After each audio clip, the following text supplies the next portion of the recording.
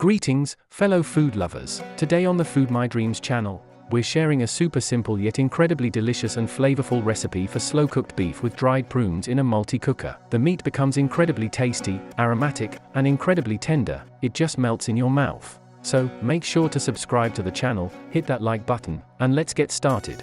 Here's what you'll need: beef, 1 onion, 1 carrot, 1 red bell pepper, 2 cherry tomatoes, vegetable oil, salt and pepper to taste, 2 bay leaves, 3 dried prunes, herbs for garnish, 125 milliliters water. Heat up the cooking pot and add the oil, spreading it evenly across the surface.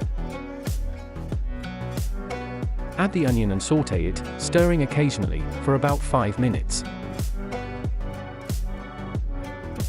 Next, add the diced carrot and continue sautéing for approximately 3 minutes, stirring occasionally. Add the bell pepper and sauté for about 2 minutes, stirring occasionally.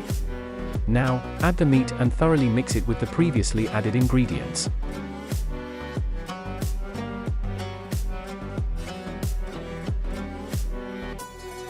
Season with salt and pepper, give it another stir, and continue sautéing everything together for 3 minutes.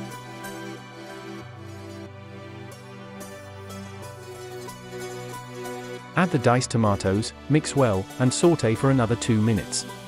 Now, it's time to add the dried prunes, bay leaves, and water.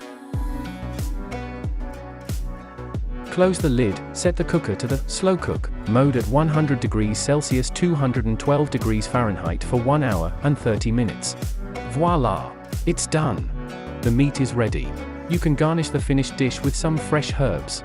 It turns out incredibly tender, flavorful, and nutritious. Thanks for watching. Don't forget to hit that like button, subscribe to the channel, and share your thoughts in the comments. Until next time on the FoodMyDreams channel.